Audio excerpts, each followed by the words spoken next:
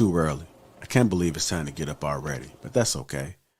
A man's morning routine is everything. The first thing I do is I head to the washroom.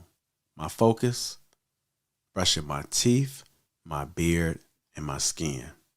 Tej Hanley, uncomplicated skincare for men, has changed my life. The face wash, the scrub, the super serum, the eye cream, the AM PM moisturizer has people giving me compliments left and right about my skin. At the beginning of each week, twice a week, I massage the scrub into my face and then I rinse. Every other day, I use the face wash. I put it into the palm of my hands and I spread it evenly across my entire face and my head. The Tej face wash keeps the pores clean and also removes all oil. My favorite part about Tej Hanley is that every box comes with an instruction card that tells you when to use each product, how much to use, and in what order. They really make the process of achieving and maintaining amazing skin easy. And because Tej Hanley is sponsoring today's video, they're offering my viewers a great deal. Just click the first link in the description, and not only will you get Tej Hanley for the best possible price, but they also give you a free gift with your first box. Click that link and get started today for just $30. Oh, shit. What up, y'all? Give me a sec. I just hit my goddamn knee trying to. Oh, good. Oh, that's so unprofessional. Welcome to the Trigger Mike Show, the evening edition. I had work to do, y'all. Sorry, I was out. It was a hell of a morning. Let me turn off this extra stream right here, but it was one hell of a morning. It turned into one hell of an afternoon.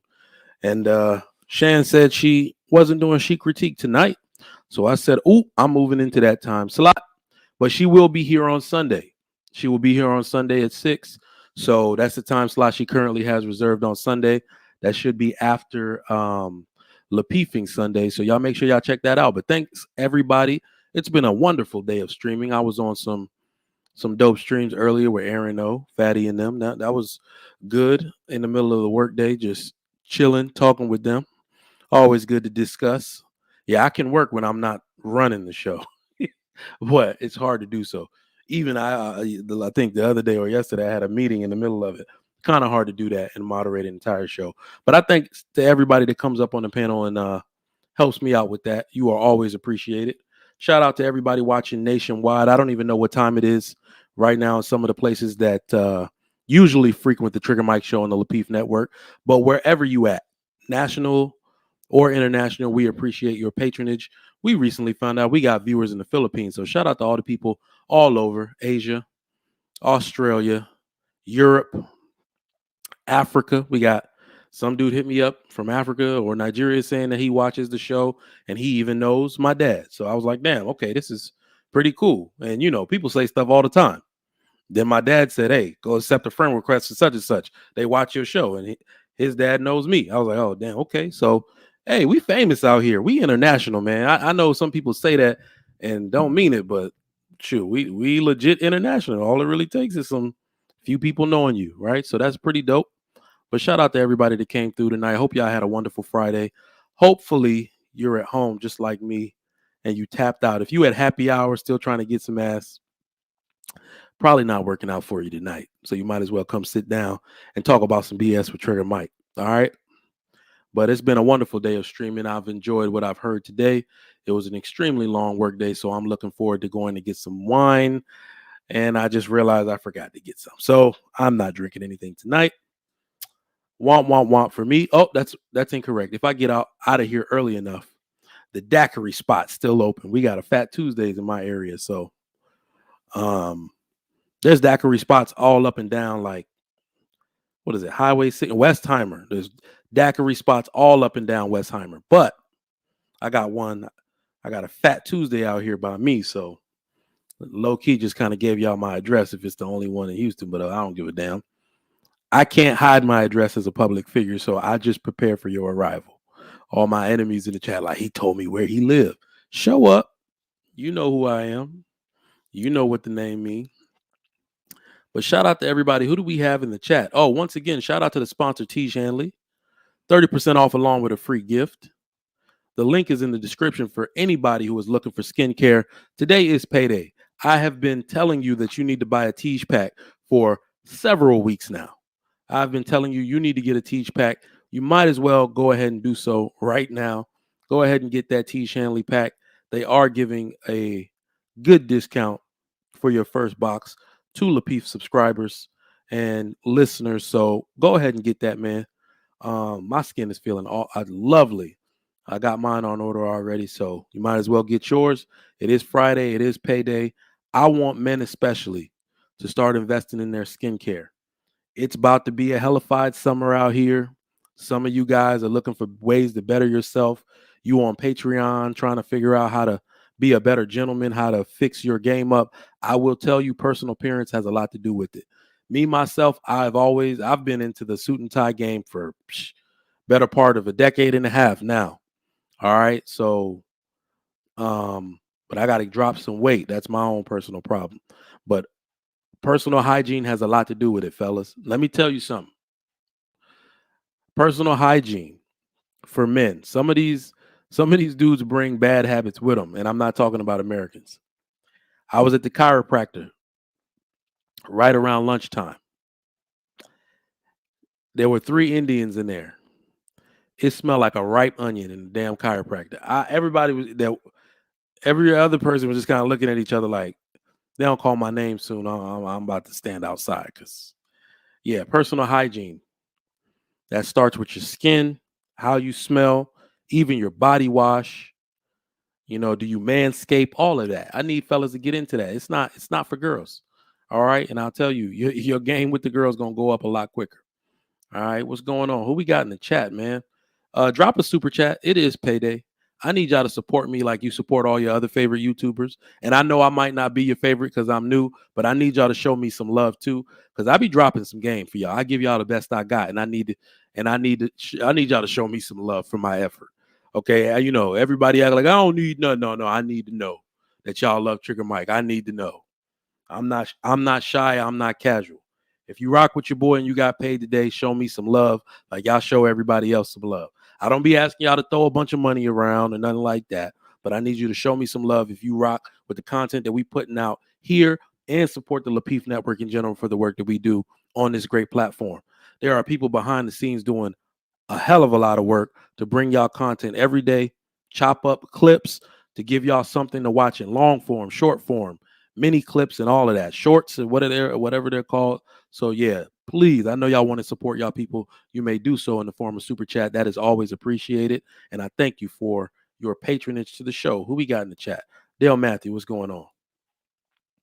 The Bull Don Philly, what's going on? Damn, she was shooting at the same gym as him. She deserves it. She won't shooting a damn thing but her ass up. The Black brothers, put all of your assets, property, income, businesses in a trust fund account. Getting married or living with a female. You know what? The sad thing is, it's so sad that we have to give these 4 warnings because nobody's gonna do it. Nobody's gonna do it, bro. What we're learning from today's society, what we're learning is that men are extremely romantic. Men are more loyal than women are. Men are trying to be honest and be men of their word. And as we are doing as we've always done, women are becoming increasingly dishonorable, disloyal. All right. Men will never think that the woman that birthed their child, that the woman that they fall in love with is going to do the stuff that women are currently doing in today's society. Moreover, dudes don't have nothing. The typical dude doesn't have anything when he gets married. So he's not going to literally go into his relationship trying to give her the Heisman on stuff he doesn't have. It just doesn't work like that. We need to go back to being honorable men and women. Do y'all agree? Do y'all agree? But this even goes in a little bit of what I'm gonna say before I bring people up. My man Quincy, what's going on? JW, how you doing? Jaquin, what's up? Granville, my man. What's up? Black Feather, what's going on? Anissa, how you doing? She had 4 of that man kids and raised them. She deserves half. Hey, if that's your opinion, please come up, call in, talk to me. I'm gonna drop the link early because this is not a huge monologue or anything. This is more of a session. I just wanted to come through tonight and stream with y'all and talk to y'all. Let me drop that link for you. And let me put the link in my Instagram so some of the Chic Critique people can come up if they want to. I know everybody used to streaming by this time anyway. So AP, if you free, bring your ass on up here. Mistaken. Mark is probably asleep. I'm not even gonna talk to him. That boy asleep. He'll come rock with us when he get up. Nas, Coach K. I think Shan said she's indisposed at the moment. So y'all come up and rock with me. The link is in the chat. So what do y'all think? Larsa Pippen. Let me read some of your comments. Does she deserve half? This is about not only just her in that situation. This is about what we need to do in modern times to get these laws changed. This is really starting to become bad, y'all. And for those of y'all who don't know, the point that I'm going to make on this, the point that I'm making, because I actually don't have a formed opinion about if a woman deserves half of what a man has. I don't actually have a formed opinion on it. Let me explain why. Men are going to be split on this across the board. You understand? Men are going to be split on this because some men, like I said, are extremely romantic, and then another group of dudes are extremely arrogant. All right. So what I say about that is that I think I even lean more toward that side of a man being arrogant, especially about money, because it seems to me that dudes that are extremely industrious, they have a lot. I told you, it's not always about money. It's not always about cash. Even these billionaires out here, they don't have all of that money they say they have, or Forbes says they have, in liquid cash. These men are extremely resourceful.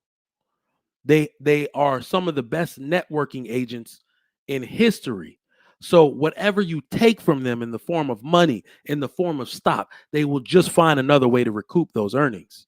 They're extremely resourceful. That's what makes them who they are, not the fact that they have liquid cash sitting in a bank somewhere depreciating, or in an investment account, or a mutual fund, or a trust fund. It's not that. That is not what makes them great. It's their ability to keep producing. That's what I mean. Where some men will just be like, take it, because right along with their willingness to give that money to the woman, they do that simply because they understand that they can easily reinvent themselves. If I'm not mistaken, and correct me in the chat if I am, Jeff Bezos, and we don't like to use huge celebrity examples. He's a one-off, or there are a few billionaires with his amount of money, but I'm using it just to give you a dollar figure. 30 billion, I think, he paid out to his ex. 30 billion. He made that money back in like a year. He diversified his stock portfolio. He sold some of his stocks. He stepped down as CEO, let somebody else more experienced step up. Somebody was going to bring in a few new ideas, decide to tweak the company a little bit, and unfortunately that led to some layoffs. But layoffs doesn't necessarily mean the company is losing mad money. They're actually trying to save money. He recouped all of that, all of it. So y'all just got to think, right? Some dudes are naturally going to be like, I can make all of that back. Anissa, don't be sitting up here with like exactly, because it's literally going to rip the throat out of some dudes. Now, here's the opposite side of that. So before I let y'all up, I did drop that link in the chat so y'all can come up and chat with me about this. The topic tonight is, does she deserve half? Is she entitled to half? And that is really that I worded that title that way specifically. All right. Because we are putting a dollar value on what your children are worth. We are putting a dollar value on what her body and her womb is worth. All right. So we need to pay attention to this. The other part of it, the part that really sparked this conversation and what we need to talk about in general is you need to be careful what you take and give to someone else. Because when it came out just the other day that she is now entitled to his bull's retirement fund, this is where it starts to get a little bit shaky. All right. But let's talk about it. Let's chop it up. What's going on, Mr. Rich? Hey, man, what's going on, Trigger Mike? Ain't nothing. Just chilling here this evening, you know.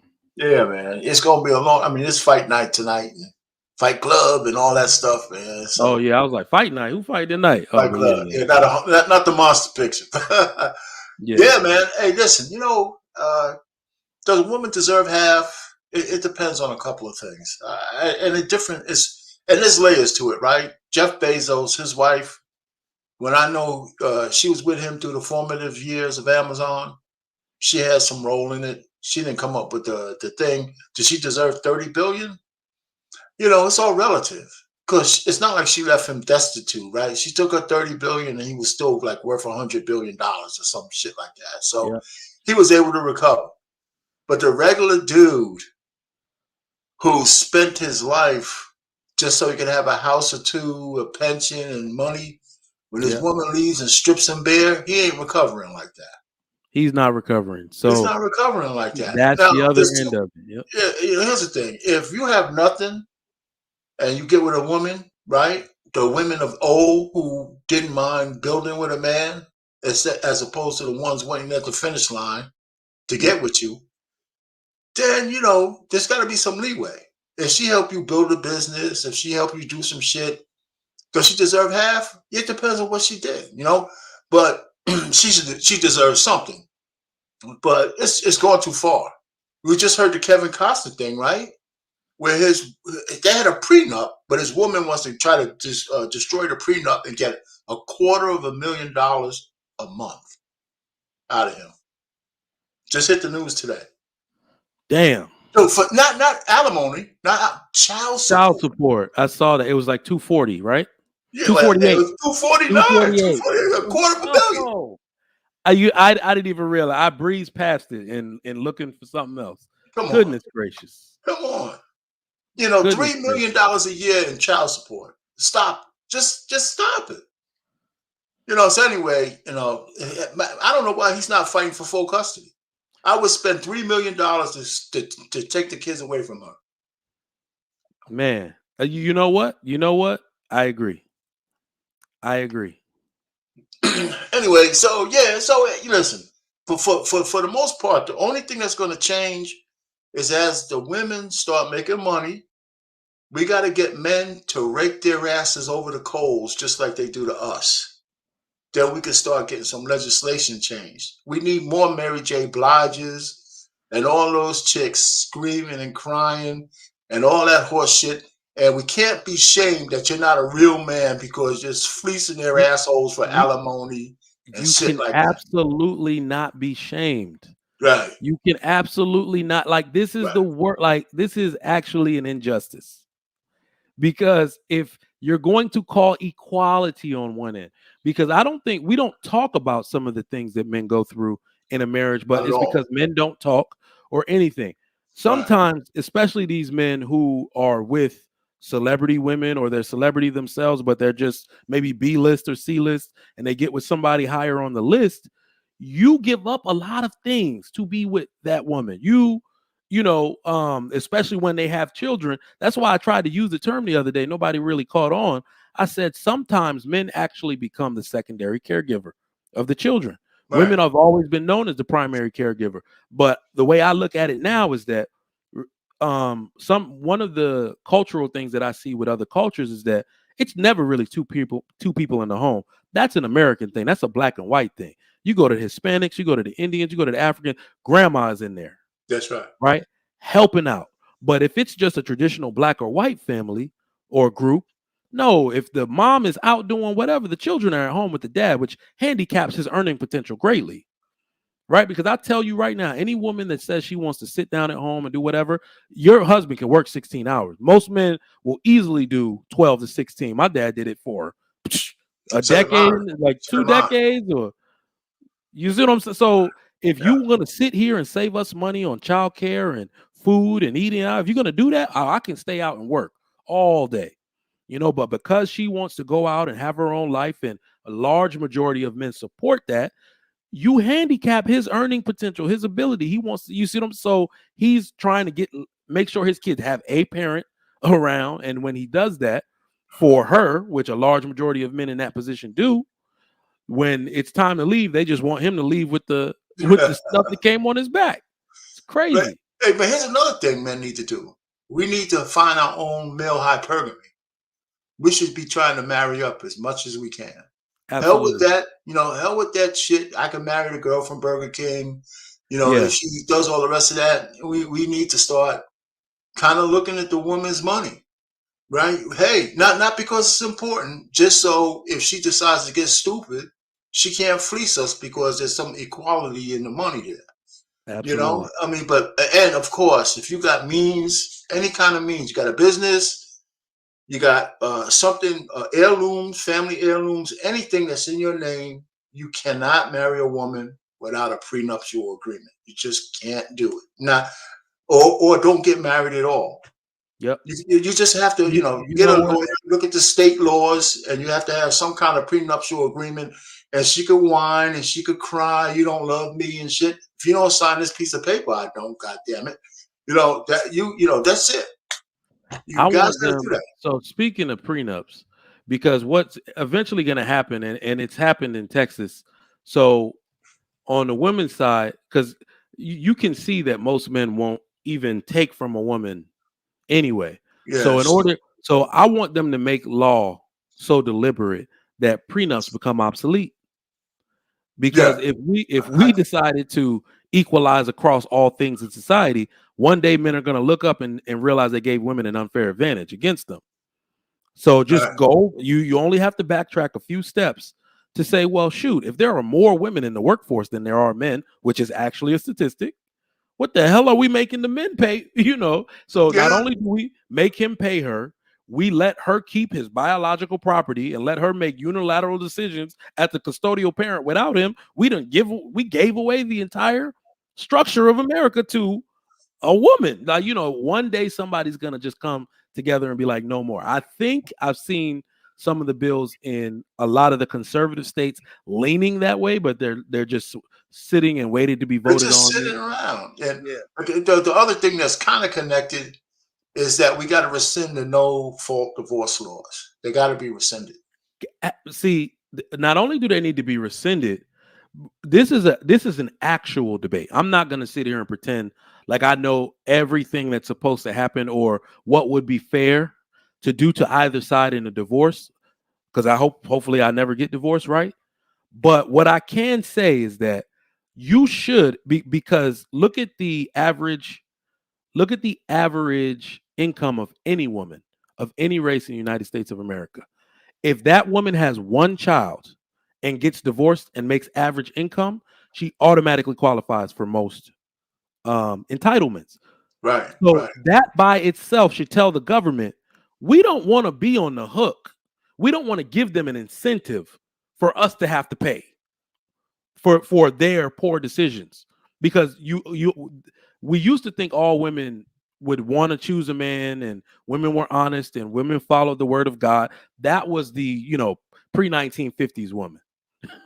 Now they are leaving men for no reason at all. And this is not us speculating this. They are on Fresh and Fit literally saying he was boring. I could set my watch by him. He wasn't spontaneous. He just went to work. He came. I mean, he was a good man, but he just never did. Like, what? Right. Excuse me? He was boring. So you moved to Miami to become a 304. It's wild. So the government can't be on the hook for that, because women are flooding. Women are flooding the single scene in such droves. And on top of that, with a child, so they automatically qualify for government assistance. that the system was never meant to take care of half of all women and children in the United States. It was never meant. But what are your thoughts? No, I agree with you. I mean, it's not much to say. I mean, we know how it is. I know it's supposed to be based on income, but I think I read something even with the Tia Mowry thing, right? It sounded like he got a little fleeced, even though he wasn't the breadwinner. He lost a home. I think he has to pay a certain amount of child support. You know, I don't know. I don't know. Something happened there. You know, where it didn't say he had to. It didn't say he had to pay child support. It said they have joint legal and physical custody. Okay, but something like, I mean, he had to get out of the crib, and it was something about some millions, you know, that he had to give up. You know, maybe it was just the value of the house or whatever it was. Oh, okay. You know, so he had to go find. I think she kept the house. I think she bought it, but somehow, you know, he didn't get a piece of that. And that kind of stuff. You know what's funny? When the divorce involves the woman and the man makes more money, all of the details come out. Right. Have you ever noticed that? Yeah. What she won and what she won. The reason why they're displaying it like this and it just seems pretty vague is because he probably didn't want anything. No. He probably was just declining blank. And just as he said when he was pressed about it, I'm just focused on my kids. That's probably the only part, because the stats say men do not seek child support in mass from women. They don't. Nothing. You know what? If I can go ahead and rebuild my life, let me go give. I mean, I guess there's some romantic shit about, I'm a man, I'll get back on my feet without her. But no. You know what? I'm sorry. I think I'm gonna be one of them ones. Oh yeah, man. I think I would be naturally, you know, I wouldn't want to put their mom in a bad position or anything like that. But I think, just like you said, I would be doing it off principle. Because it's not about trying to look any kind of way. You destroyed my legacy. That's really what women are doing. When men go into things, and I want to help teach women a little bit of the nature of men and how we think. That's my ultimate purpose here on YouTube, right? Right. We envision, I mean, way more than a woman could ever imagine. We envision our life with you, how things are going to go. We never think we're actually getting divorced.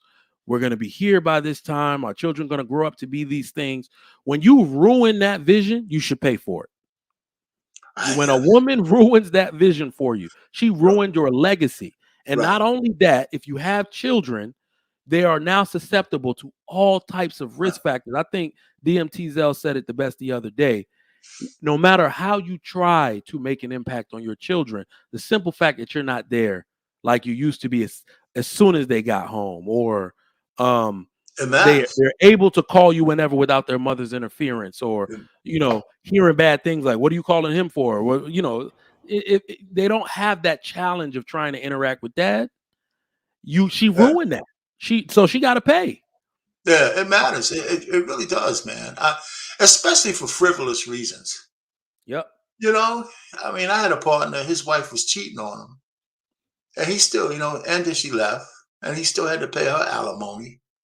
You know, he got out away from having to pay. Well, first of all, I think I saved his ass because he was going to go to court by himself. I said, man, you got to get a lawyer. Nah, man, you know, I'm just going to. I said, pull your head out of your ass. Yep. Get yourself a lawyer and do not go in that courtroom without one. So he got a decent settlement. She didn't fleece him, but you know, and it's a 10-year kind of thing. So as he pays, it gets less and less every year. But and he was grandfathered a little bit too, in terms of he could still write off the money, because they changed that law when Trump got into office. Oh, so he could write off the money. Yeah, it was the last year that he was able to do it. He got in under that. Yeah. Hell yeah. Okay, great. Gotta love those stories. Yeah, man. We'll take those victories where we can get. A small victory. Yeah, but I had to peel his ass off the pavement, though. That's for sure. Man, I mean, it's sad no matter how you look at it. It's really sad. No doubt. It's really sad. But I don't think. Go ahead. No, go ahead. No, I was just gonna say, you know, I mean, it's kind of sad. I mean, I know, you know, all of us know guys who got fleeced. You know, I know some guys who got away without any problems, but it's very rare. You know, I know a guy, Yeah. his wife wanted to get away from him so bad. She just said, "Hey, listen, you can keep the house and everything. We'll share custody. I just don't want to see your ass no more." You know, and that was it. So she didn't ask for shit. You know, and they just shared custody of the kid, and that was it. And actually, they were cool after that. They got married young too. They was both 20 years old. I mean, either way, I think a lot of I honestly feel sorry for the women. I do. Because if you look at some of the reasons that some of them are doing this, it doesn't make sense. And they go even with Tia Mowry's stuff, she's doing a little too much in terms of the things that she said. So, you know, I'm gonna find love again. It's like, oh, the world. I mean, I feel like the universe is gonna use you as an example as to Yes. why you weather storms. I have no idea what women of the modern women thinks marriage is. But they obviously got it wrong. If you can't find a reason to tell the world what was wrong with your husband, but you tore up your family, which will unmistakably be a detriment to your children and their future and their outlook on relationships, you as their mother, so you destroyed basically your reputation and your credibility with them. What justification do you have as a woman for doing that? And these are the questions they're going to have to answer in their 50s when they're alone, in their 60s when they're alone. Because the worst part about it is if you're an unmarried woman and you're active out here on these streets, let's just say that, you're only degrading your value further. I agree with that. But here's the one thing I would say, the one caveat in all of this. The signs of a woman who will quit for, you know, little or no reason, those signs might have been there before the guy asked her to marry. I think that if men had a better vetting process or thought process on what kind of woman to marry, that the divorce rate wouldn't be as high as it is.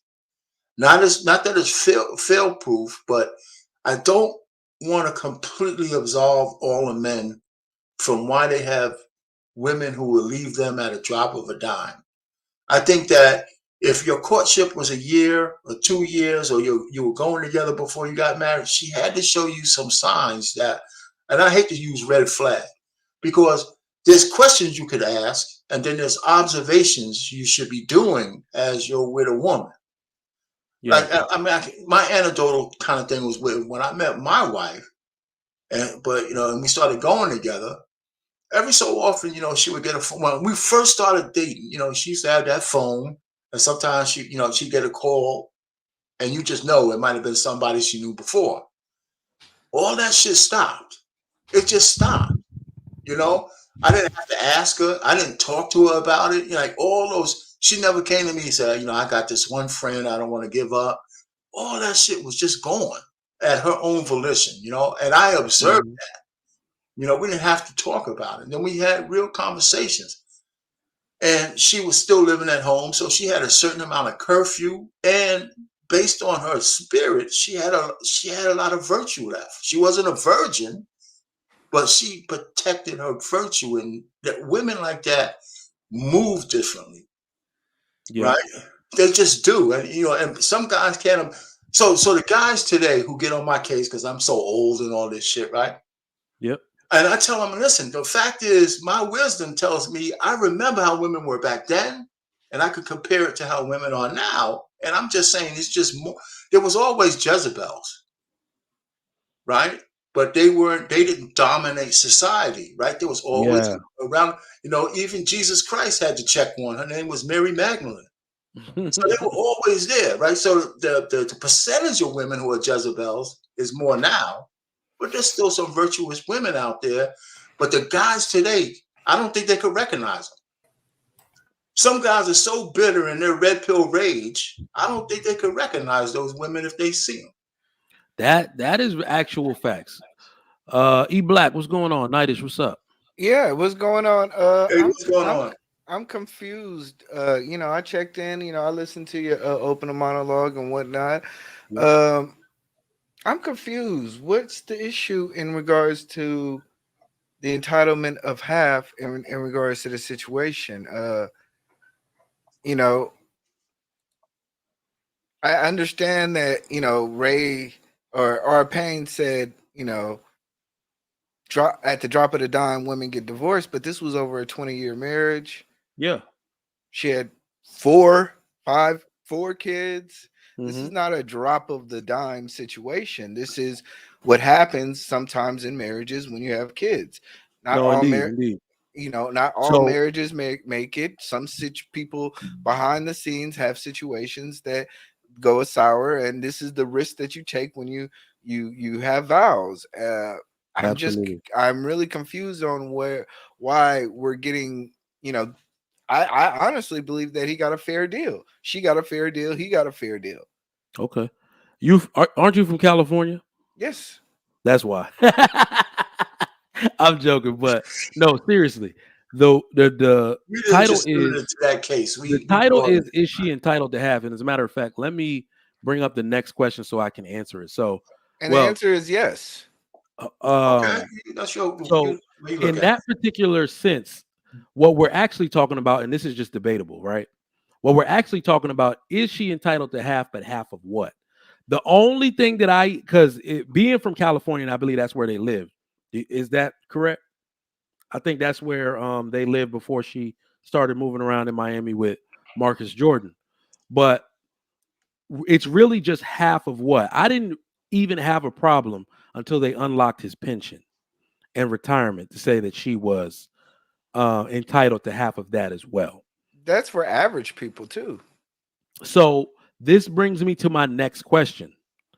What does the average? So, that was really just clickbait. The whole Scottie Pippen thing was clickbait because that's the biggest case we got going on right now. But well. what I really want to drill into on the show right now is what does the average man actually have to lose in the divorce? Who wants to take a stab at it? Nightish. Go ahead. Whoever. Nightish, go ahead. What the average man has to lose in a divorce? We talking about splitting half of it? Yeah, exactly. Because I'm really saying that for some reason, women love to go around, especially black women to black men, saying, y'all don't have anything anyway. And I've actually done a pretty good inventory on this is basically how I'm going to break it down. Most black men are not criminals. Most black men aren't actually broke. Most black men are working middle class individuals. And then if you look at the fields in which they work most, they're actually state and city run jobs. We work in public works, public administration, public transportation, shipbuilding, military, etc. So these actually have hierarchical pay structures in which you know exactly how much you're going to make over time. And the benefit of being in those type of jobs is they have literally some of the best 401k IRA plans in the country. State and city runs are some, like literally you can't beat some of them. They're 401k matching, etc. So when I found that out, I was like, we actually do have something to lose. So maybe the average man has what? Maybe 120, 180,000. They're gonna have to split that in half. I would say if he's been working since he was maybe 20 years old for one of them systems and he's 40, absolutely. So about 180. Yep. So that's gonna hurt. And he probably got a small down payment on a place he living in. Yeah, that's gonna hurt.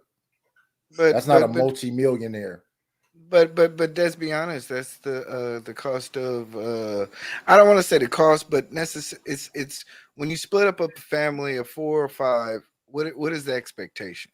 What are the expectations? The average person doesn't have 4 or 5 though. But no. What is the expectation that when you have kids and a housewife or a significant other that doesn't make the amount of money that you do, what is the expectation? Is the expectation just to be stay together? Okay, that's you're being facetious now. What is the expectation on divorce? If I'm going to lose half of $180,000, I'm gonna beg and plead to make this shit work out because I do not want to split that money. Are you telling me you just gonna walk away? Okay, Nightish, listen to me. You got shot. We're talking about how you're gonna triage the injury. Oh, then you just gonna suffer. You just gonna suffer. You're gonna split to 180. You're still talking about, hey, I shouldn't walk down the street. I should do this. I should have ducked. I should learn. I should wear a bulletproof vest. You just emotional. Your whole premise of your argument is the fact that I should learn. Y'all realize Fight Club ain't for another hour 45 minutes. Let me take a shot at this. The way I look at it, the question is the average guy. Now, if you have a woman who's an average woman and you're both working and your salary is comparable, okay? Right? So in a divorce proceeding, you might not get hurt as much because you'll have just as much claim on her 401k as she would have on yours, right? So she might forego that. So it depends on if she's a stay-at-home mom, then all of those things are off the table and you're going to end up paying, even if you're not a high salary guy. Now, if there was 50-50 custody, right, then there's no child support in there. But the truth of the matter is they lean towards giving the kids to the woman. So I don't want to hear because she had 4 fucking kids. She didn't have it by herself. We had kids together. Why should she be the primary person? So if we had 50-50 custody, I wouldn't have to pay her a goddamn thing. Right? So the fact is the laws are so skewed. Now, if I'm a multi-millionaire, okay, it doesn't seem like No, he changed the parameters. It's an average person. Yeah, I know. Yeah, but if it's an average person, if you're an average person, but your wife ain't working, then you're going to get fleeced, even if you're an average dude. But if you're both working and your salaries are comparable, right? The black women are saying they're making money now. And you're doing a 50-50 thing, then it's probably not as bad. It's probably not a horror story in there. You probably won't be paying her alimony because your salaries are kind of tight, right? But where the kids go is where the imbalance start to happen. So I just want to put some kind of equality on this thing, right? Because you have a pension and she has a pension, you have a claim on hers just like she has one on yours. So let me answer it the way E Black wanted to answer. You're gonna lose 90,000. She probably gonna get the house, and now you're gonna have to pay for stuff. And you're gonna have to figure it out. You're just gonna be out there. Can I put my 2 cents in real quick? Yeah, go ahead, Dub. How's everybody doing? What's up, y'all? How y'all doing? Good to see y'all. Lou, Nightish, E Black, Payne, Trigger Man. What's going on? Why y'all don't cam up? Y'all, I know y'all got cameras. I'm literally eating right now. Okay, then wait until you Lou look like he walk around naked. I don't want him to kill him. Nah. Dub Will, how are you doing, sir? I hope all is well. I'm good. Good to see y'all, man. The issue you dropped out. Shit. The issue is your wife, your Wi-Fi. No, I had a phone call. I had to decline it real quick. This is what I'm saying, man. People who ain't ready to sit down and talk and have conversations, more than likely they not cammed up. This is like this armchair arguing, this armchair debate style. It gets old. Y'all gotta step y'all game up if y'all really want to come to the table with true discussions on real life issues. Sometimes it's cool. Go to those channels where it's fun to have talk stuff. But if you really want to, you don't run nothing here, sir. You have your own channel that Trigger speaks. You shut the hell up. Damn it. I'm literally here to learn today. Why are you down talking me, you Black? Dub Will, you there? Okay. Can you hear me now? Yeah. All right. My bad. Sorry about that. I didn't hear the crap that Ebat was talking about. I know he was talking some kind of noise. If you're talking about divorcing with the average man, right?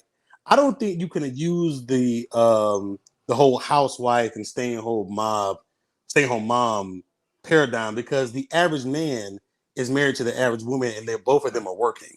Right. So that's something that this whole stay-at-home mom, stay-at-home wife thing is really something that's only reserved for really higher earning people. So I think you kind of have to remove that when we're talking about the vast majority of divorces. The issue I have with a lot of divorces and divorce laws is that if the state is looking at this thing like a business, right, and these two people have merged, both of them should take a hit when it comes to that merger ending. The problem is that you have an average man making 40, 50, 60 grand a year. His wife is making comparable money, and he's the only one taking the hit. She gets to keep her stuff. She gets whatever living arrangement. If they have kids, she gets primary custody, and he just basically becomes just an indentured servant to her for however long. That's the issue. So if we're gonna make this thing fair, now let me talk about the stay-home wife thing for a second. To be fair, if she doesn't have any skills and she's been a stay-home wife 20 years, had 3-4 kids, okay, yeah, you had to pay that lady out. It just is what it is. Yeah. But that is such a small percentage of people. It's like less than 15%. It's really like 10. Right. It's something like that. It's such a small percentage of people that paradigm gets applied to the new modern situation where we know that both man and woman have to work. They don't have a choice. Right. So the divorce laws need to be updated from that standpoint, and that I hate this word partnership when it comes to marriage, but most marriages today are actual partnerships. They're putting things and combining things together. So if the partnership financially, if they're putting things in one pot, right, and the relationship dissolves, then both partners have to suffer some kind of need to take a hit, and that's not what happens. That's not what happened. So you hit the nail on the head on what my actual thoughts are on this, because the reason why you see women doing what they're doing, like I need people to understand, it incentivizes them to not work things out, to not reconcile after an argument, simply because, like you said, they understand as punishment they can make you an indentured servant using the laws of the state, especially if you live in a place like California. I don't see this. I mean, in most places around the world, this stuff does not happen. Naturally, we only recognize 2 reasons, I would say. Lou, help me out, because you live where? Brazil, right? No, I used to. I'm in Massachusetts now. Okay, but you've lived abroad before, and some of you probably have too. Yes. People only really recognize you getting your ass whooped by a dude like really bad, and what else is grounds for divorce. It's really just that, like, you getting abused or he's abusing the children in a way that you recognize for divorce. So if you can't prove that, and that's not happening to you, the woman needs to be at fault for something. Like, you have to take something from her, almost like skin off her body, to let her know you are creating a problem for the system. You are creating a problem for your children. You are wrecking your home. Something has to happen to you. If she moves into your property, she must move out. Like, she can't take half or keep said property for herself. This incentivizes women to do what they're doing today. Or if she gets to stay in the property, wait, Doug, give me 1 second. Let me just say this right here. Go ahead. Because E-Black was saying I was being facetious. Isn't divorce for us the first way to poverty? Because when she gets money, she's just going to spend it. Yep. You're going to be breaking yourself trying to keep up with her spending. So that's why I would be trying to fight to try to make that work with all that I have, because divorce is going to destroy everybody, her and the kids. So if she got a little bit of sense, hopefully she can listen to what makes sense. Because normally what happens is they don't create wealth. They just sit up under you while you create wealth. They never she can be work. Y'all can be in a partnership. Wait. Time out. Hold on. Your statement is that women do not help create wealth. No, women don't. No. Hold on, E-Black. Women do not create wealth. They don't. Systemically, they don't. They do not create wealth. They don't create wealth. Okay. So here's the thing, E-Black. So let me as a demographic. I thought that so this is what when Jeff Bezos divorced his wife, what were women saying? Why she deserved the money? And I believe he even said it himself. She helped create Amazon, meaning she helped support him while he created Amazon. Yeah. So naturally, they created Amazon together. Exactly. What does that tell you as a man? Oh, snap. A co-founder of Amazon got $30 billion to split off from the founder of Amazon. What did you as a man think was going to happen? Immediately you thought, if they were like, let's say, a rainbow couple, this person with all of the firsthand knowledge of how you conduct this type of business has the know-how to create a competitor to said business. What did she do with that money? She gave all that shit. A bunch of it away. Women do not create because here's the thing, E-Black. Here's how I justify it. if she was to create a business, it could fail. And like Mr. Payne said right here on this platform before, women cannot take L's.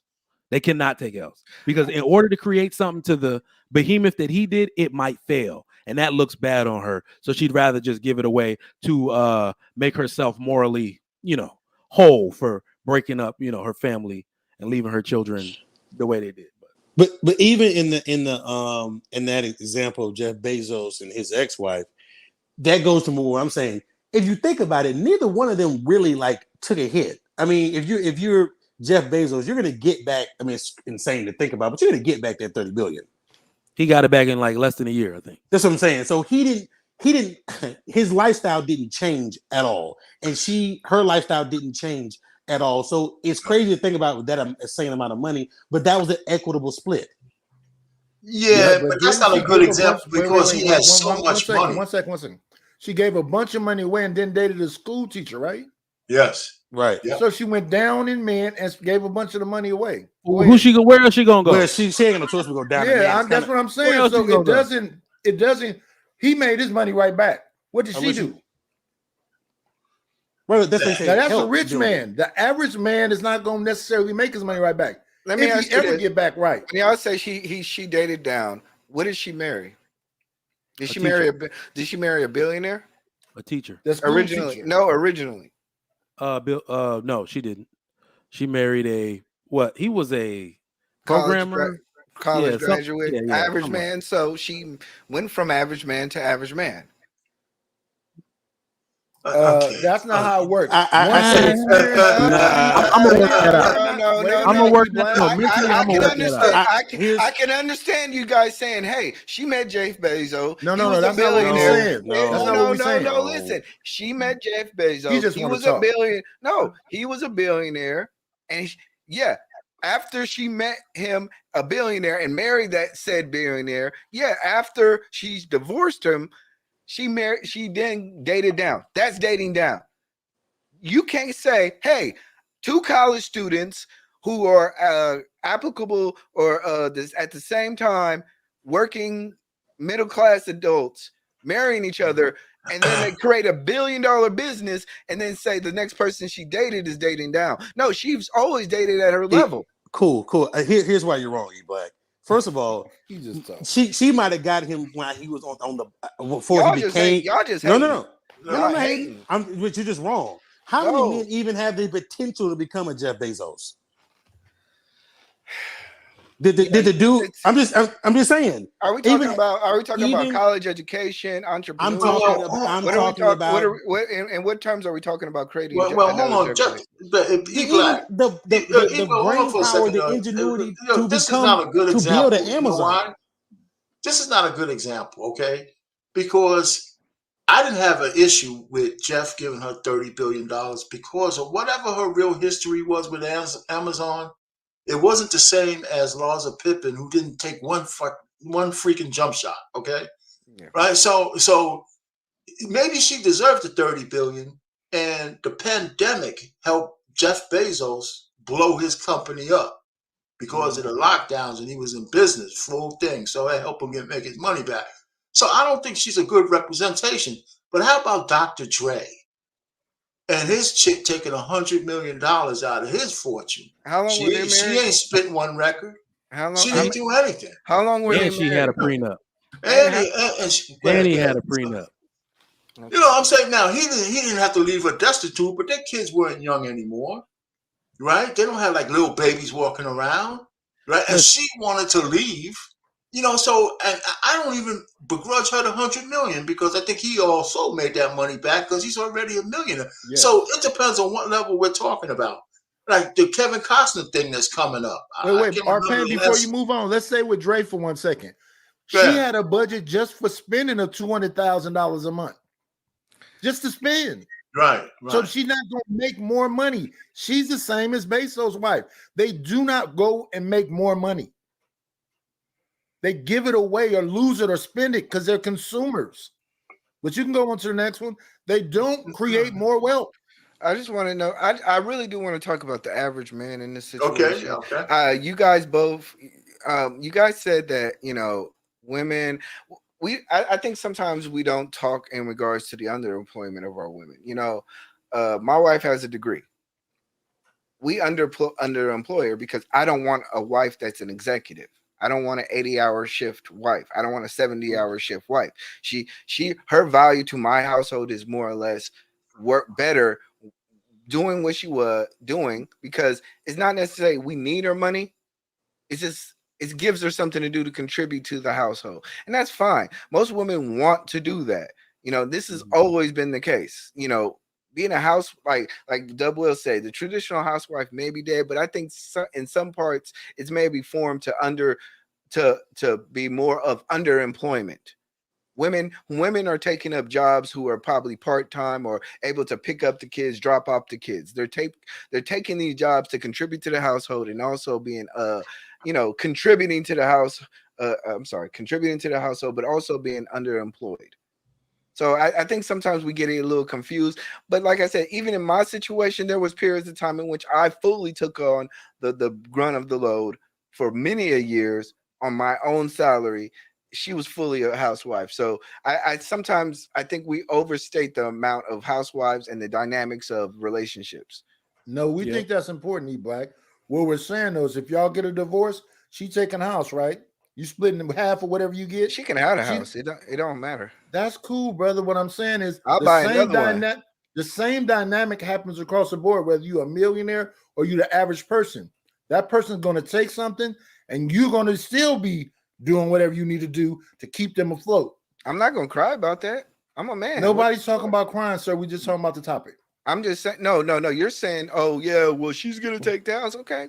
No, I didn't say it like that. I said it in my regular voice. Black, come on, man. I don't have an affect on my voice. Since when has this not been the case in society? Since when has name me a period of time in which this has not been? I want to be a kept man. I want her to go to work full time. I don't want to go do no extra shit at all, period. This you do imaginary. The reason why I say the reason why I say that we're crying or certain people are crying is because I just want to imagine a scenario in which this has ever happened in history. Well, what has ever happened in history? I mean, that's not a good. Wait. Hold on. What has ever happened in history? What you guys are talking about in terms of complaining about wife having a house? That's not complaining. Nobody's complaining. We just talking about what happened. The conversation. So you're stating the obvious. You're stating what men are. No. You're stating what men are. Macho man.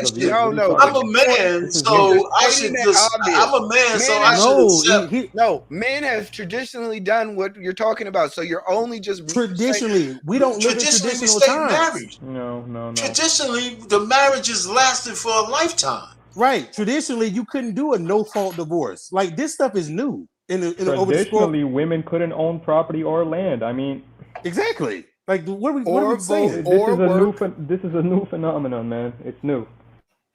You can't. Grandpa died with a family on the other side of town that had a house, and his original wife had a house. So none of this stuff you trying to call traditional is traditional, sir. Right. You can't. But it sound good. You can't fit traditional. Hold on, this. You can't fit traditional standards of what will happen after divorce in these modern times because the paradigm is shifted. To what? Okay, so let's do this. Hey, E-Black, let's do this. I understand. So you're saying that anything that happens in divorce, a man should just go ahead and take it because he's a man and move on. No, right? I'm just saying. No, is that your position? I'm asking. I did not say that. I said that traditionally men had a role in terms of how the marriage ended and what their responsibility of how to dissolve a marriage. Okay, but to the question, we're talking about guys getting fleeced, average men getting fleeced now, and let's bring it up to modern era right now where we are. Right? I mean, it's okay to have a contrarian discussion about this. Because you came on saying, well, you guys are complaining when the woman should get something. Maybe I don't disagree with that. Okay. But we can't ignore. Wait, let me finish this. Just men deleting themselves because what they lost. You might be able to go out and get another house. Just other guys are not in that position. Just bet the suicide, the deletion rate for guys who are getting fleeced, losing their kids, it's not trivial. Yeah, how do you make sense of that? Where the kids are just you got guys who get divorced and they don't have any access to their children. What confuses me about modern day marriage and then divorce is that modern day marriage, like I say, is a partnership where they both come in as equal partners. However, once the divorce happens, we go back to 1940, and now she was used to be property of the husband, and she now needs to be taken care of for the rest of life. How do you square those two things? And it's not whining, it's just having a discussion, brother. It doesn't make sense. And here's another one. I know you see these videos, the guy is barely getting to see his kids, so he go get the kids a haircut, and he got his ex-wife there talking about, I didn't allow you to do that. Why the hell did you do that? It's her and her mother in the back of his car scratching up his. He's asking his kids, don't do that. While the mom is going, go ahead, daddy, don't touch him. It becomes vicious and vindictive. We're not friends no more. It's a full-fledged war, one-sided. Lou, we haven't heard from you. You know, one of the things that I have a huge problem with, hold on a second, is the idea that, like, men can always rebuild, right? The idea that men are, out of a sudden, we're all Iron Man, we're all Superman, we're all Batman. It's difficult enough to buy your first house. It's more difficult to buy your second house, okay? So when you lose your first house to your wife, it is very unlikely that you're going to buy your second one, because these things are very difficult to do. And I think that, you know, I'm just bringing up one example here and speaking off the top of my head, but I think it's disingenuous, and I hate to use that word, to think that men can always rebuild from a divorce and the things that are done to them by a divorce.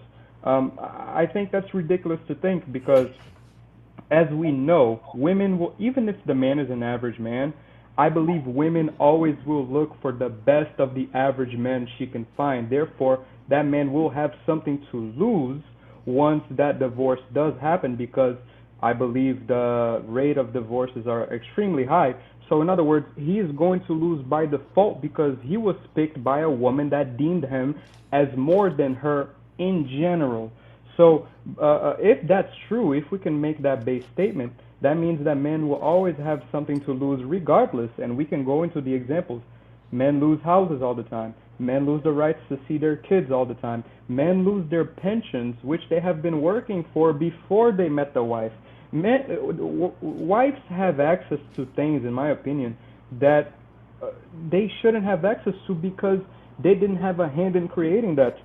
Now, I do agree that, you know, if they bought the house together and if the down payment was 50-50 and she had 4 of your kids and your kids need somewhere to stay, sure, give that house over to her. But there's no accurate way to measure these things because the law doesn't give a fuck if, I'm sorry for swearing, the law doesn't care if she put 50% down or if she helped with the down payment at all, or even if she was on the loan at all, or even if she was on the deed at all. See, these things we need to talk about because not necessarily, you don't have to be on the loan to be on the deed. So wives usually want to be on the deed without being on the loan if they don't need to help the husband qualify for the house anyway, which no one ever talks about. So now we have a situation where she's not necessarily putting in half of the effort to buy the house, and now she gets to keep the house. And these things are very hurtful to men. And I don't think we pay attention to how much these things hurt men. And men are human. Men are not superheroes. Let me ask y'all this then. Would you guys stay in a relationship that, you know, you're not comfortable with, that you're not happy with, basically because your wife may get the house? That's I would say hold on, yeah. I would say for men, honestly, so for men, I'm gonna say it's always a little bit deeper than that. Mm-hmm. Because that joke that we say it's cheaper to keep her, most marriages involve children. Yeah. And one of the things that women don't ever account for is that no matter what, no matter how, the average, let's just talk about the average. Yeah. The average American family, women just make it seem like, well, just go and pay child support. What's the big deal? Your children and their activities. Like I look at my children now. Oh my God, they're going to thrive. They are going to thrive. The way things are going now and all the stuff that we pay for, all the activities, all of the extra school stuff and Kumon math and reading and all of that, they can thrive. Let me give her this house, then have to go finance my new home. That is all that money for those activities. In addition to all that other stuff I got to do to get my life right and all the bills I have to pay that were once joint. So that sounds like a yes then. Huh? That sounds like a yes. Once joint. Yeah, but I'm saying for men, it's always deeper than that. So what I'm saying is that for our children, keep that house represents more than just a physical, wood and whatever. It represents the entire. You got to make a business decision on that. Yep. Because men can't be relying on happiness one way or the other. As soon as I saw my kids born, I said, listen, I'm committed now. Yeah, I don't want to see another man raise my kids under any circumstances. Yeah. Okay. Right. So I think I don't hear a yes or no. It's like I told you yes. For me, the answer, yes. I'm not going to. The answer is yes. Okay. The answer is yes. I'd make that calculation. I'm staying. Now, the only thing that would get me out is somebody else was busting those cheeks. I couldn't. We couldn't stay in the same house. In some states, you can tell her to get the hell out. In that case, let me read these super chats real quick, then we'll continue. My man, Mr. Rich, for the love of the game, appreciate that. Perry Unlikely, $10. Glad you spoke up about Penny last night. If brothers can't respect an honest woman setting boundaries, they should keep it moving. Women like that should only listen to advice from honorable men. Oh, last night on Lapeef Let's Talk, I thought that was a little wild, bro. I was like, I know they're not saying she should give up the ass.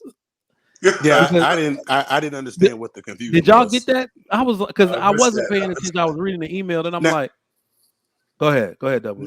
Now, yeah, I didn't understand what the confusion about her statement was. Now, it's true that you're gonna get out a lot of dudes in that process, but if the only way I can see that being an issue is that if she's setting a different standard for different dudes. If she's letting one dude smash on date which they actually do. They actually right, do yeah. that. Now that is that. Now you're just talking out your ass. But if that's just her standard across the board for men, that's what I'm like. You're not going to touch me physically unless we are exclusive. So I don't see what the issue is. Just a quick aside from that.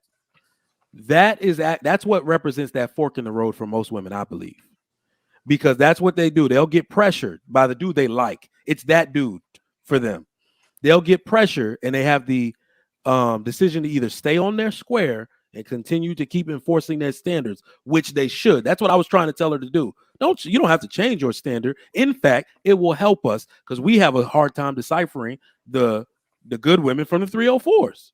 So if y'all were able to stay on your square with every dude, like you said, don't change those standards up for any dude, and all the dudes in the neighborhood know you to be that way. Because I've known dudes to be like, what about Shorty? Like, nobody hitting that, bro. She just be curving. Like, that's the way dudes talk about women that don't give it up. So if you want to be that woman, you will absolutely weed out most dudes. And a dude who's ready to step up will find you. But I think that's where women go left. Exactly. Like, well, go ahead. That's my standard, but I have an actress for the dude with the swag, and that's when the dude that might be we all know that.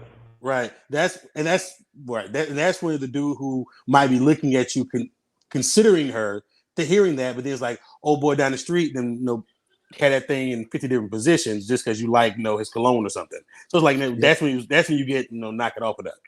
But if you hold your square on all, if that's your standard across the board, then I don't see what the problem is. And the worst part, you're right. And not only do I not know what the worst part is, I didn't even want to shame Mr. Viral or Trev Smooth because they actually doing what women are asking men to do. They told you up front what they were there for. Correct. So men should do that, and women should keep their standards, and society will run the way it's always run. Because I'm not even going to tell them dudes, because what they'll say is, tell men to stop hitting on us. Tell men to stop wanting sex. Will never happen. It will never happen. And if you're a woman, if you're a woman that wants something else out the deal, or maybe they're more active than they should be, they should just be upfront about it too. Yeah. It's all about honesty in my relationship. Yeah. When you look at it, yeah. You would weed out. I would say you would weed out about 80% of the problems in the modern dating scene if people would just stop lying and told the truth up front about what they wanted. I agree with that. Yeah, but then you would also weed out the dudes that they really want to get with. Well, then that would but to be fair, you know, we weed out a lot of the females we want to get to with too. You're right. Honestly, everybody was honest. Yeah, there's a trade off. There's a trade off with everything. You get honesty, sometimes you lose out, but you know, it depends on what you want. Man, listen, if you guys were in your 20s in 2023 like me, you will realize these women are different, bro. They're snakes out here. Trust me, they are. Don't put that on me. I don't want to be in the game. Hold on. I don't know about anybody else but Nightish, but the women I dated didn't wear the same skirt. I grew up in the Freaknik era. What are you guys talking about? Like, y'all just want to have this individualism that says, we're just so young and we're dealing with different things. You know what? We dealt with Freaknik. I was referring to the honesty we had part Adina of the Howard. Women are not honest today. I don't. Like, what do you guys? Our version of Megan Thee Stallion was Adina Howard. Like, we've had this whole new kind, sexual revolution. It's not different. You just have an app now to do it. We're talking about women that have 100 bodies. Yeah, that's we're talking about an era that has been it's insane out here. You have no clue. Well, I will say this though: every generation behaves like they invented sex. That's right. But if the 90s, if Gen X and the millennials were a cold, the fucking Gen Z is a fever. So, and I think admittedly, naturally, it's going to get worse. So we know that it's progressively going to get worse because I think I said that last night. I think a lot of good girls were trying to separate themselves from the 304s back in the day. Yes, correct. They were trying to, letting them know I ain't like her. I can remember that, and you could tell by the way they dress, by their behavior. Now they're all conflating themselves into each other, wearing tight stuff, smashing early, but then all of a sudden say, no, I'm a good girl. It's like, whoa, wait, what? No. Yeah, because now they can make money by looking like a 304, but they don't have to have 304 activities, right? So they don't need to be a prostitute out here. They can just look like a 304 on Instagram, which can be a form of prostitution depending on how you look at technology. And now they make money, so they're all about you'll see doctors, nurses, attorneys, and all these entrepreneurship-minded women and all that, going to school, masters, literally looking like a 304 online. So damn, shit is crazy. And like my man Papi Blanco said, those girls be going to the hood to get smashed, or those are the girls that are on the girls trips getting smashed. Literally the professionals, and then they go to the office on Monday morning like nothing happened. Exactly. That's what that's the exact same shit that we went through before. It's worse now. To this degree. Oh my gosh, man! Y'all just okay. All right.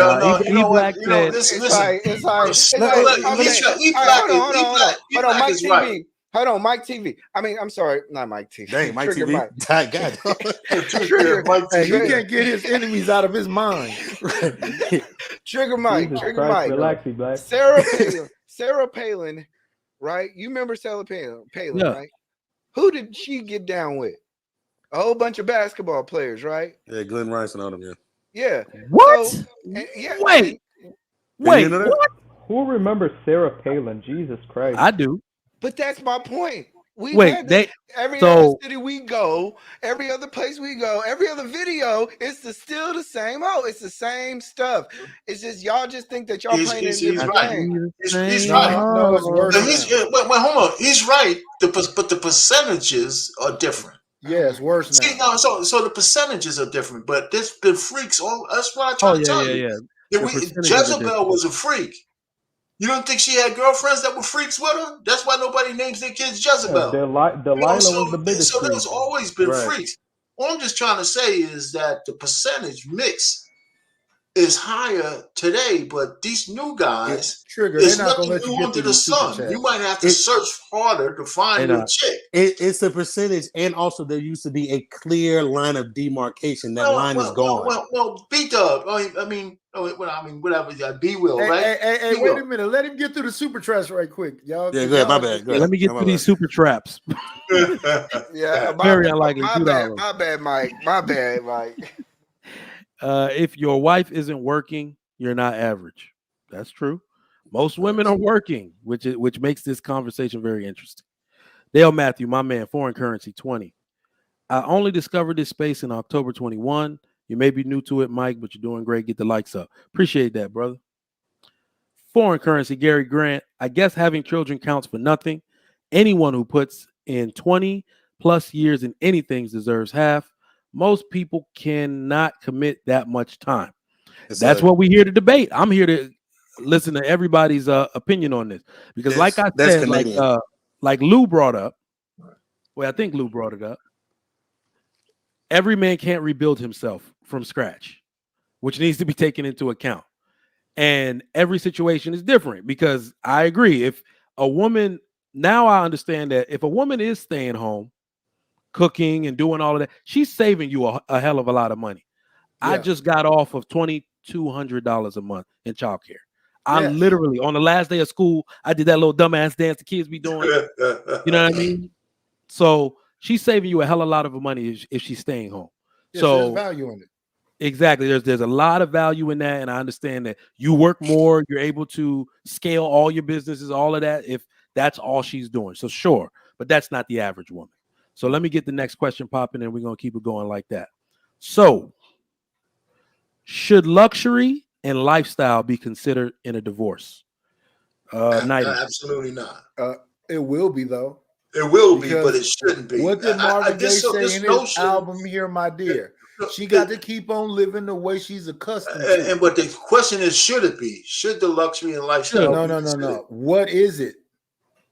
They're gonna make sure she's still living the way she's accustomed to. Luxury and lifestyle be considered? I don't think it should. Arpain, I don't want to cuss you out because I want to respect Trigger Mike thing, but you know I get at you, partner. So don't cut me off when I'm talking. But you cut me off, brother. But go ahead, Nigel. Go ahead, man. Go ahead.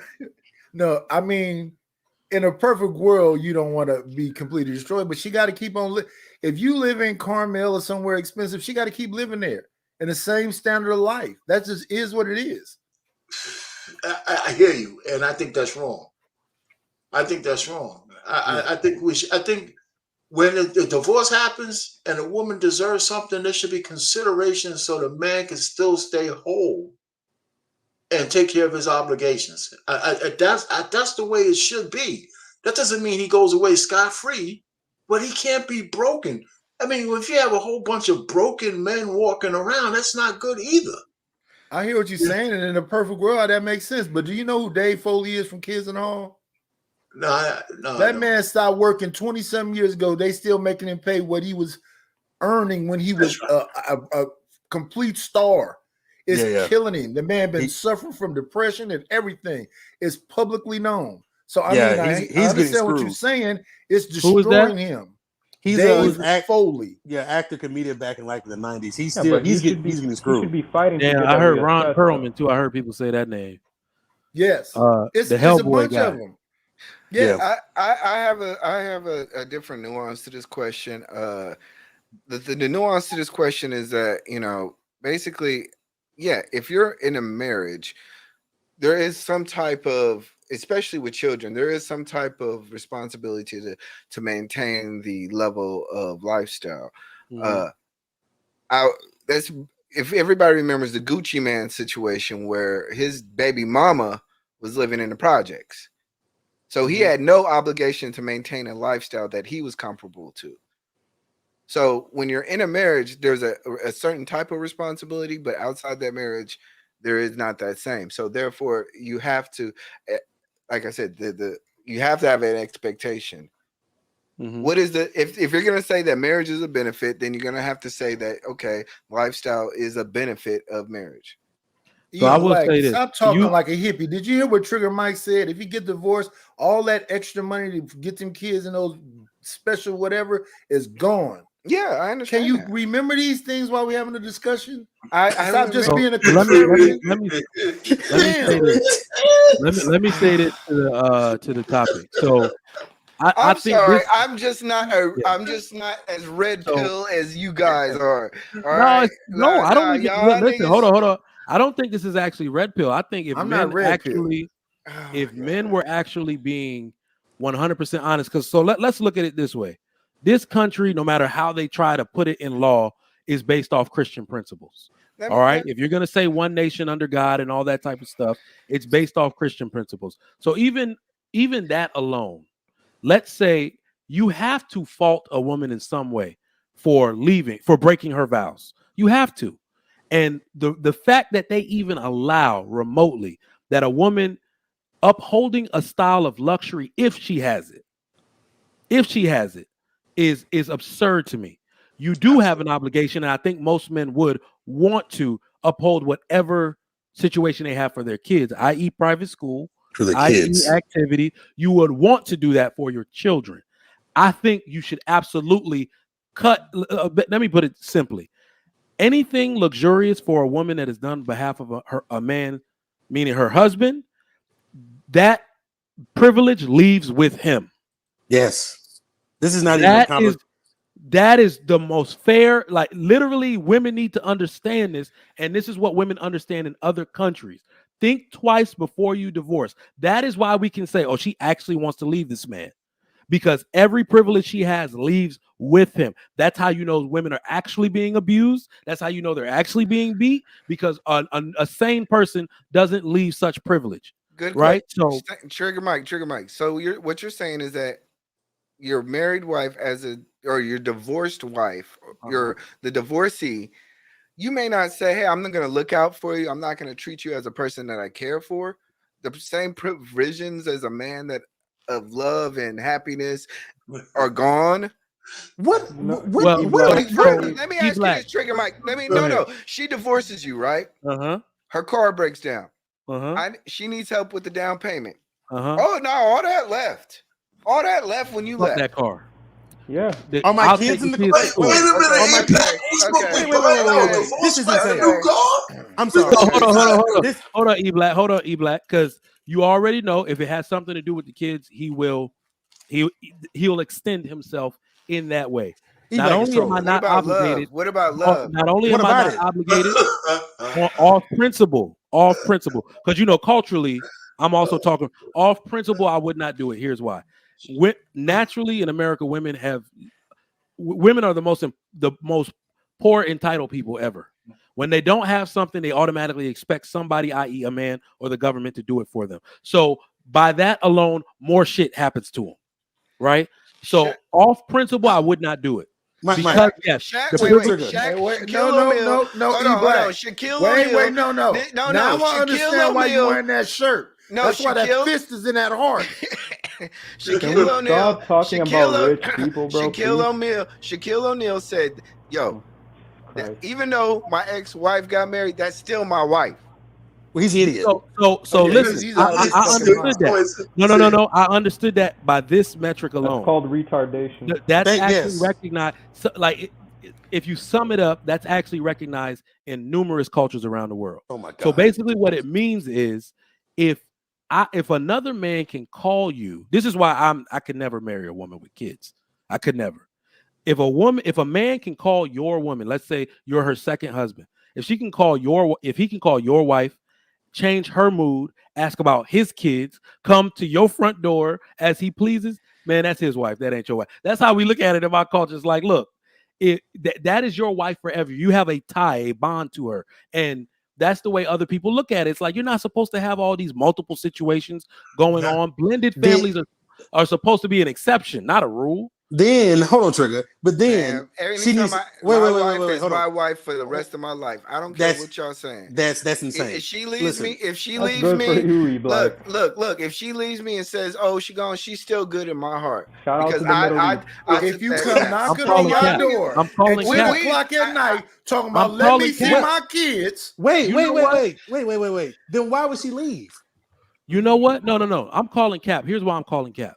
Because every dude on this panel has a dude with the same situation. And what you're not accounting for is that men actually tend to remarry far more than women do, at a higher rate than women do. So now that woman that is always your wife, you already know how they start acting up and making demands of you once you get remarried. They want to start claiming territory. So now your new wife, who deserves it, who is making a home for you, making the bed every day, making your meals and all of that. You are doing for her. You stretch thin because you're paying child support, possibly out, let's say just child support to the other lady. Now she's asking for extra this, extra time. Can you buy extra sneakers? But you already have a wife in a new home situation. That is when dudes usually diverge from what you're saying, E-Black. Trigger. You're not going to want to do both. Trigger, this is not that complicated. I don't care if he stays single for the rest of his life.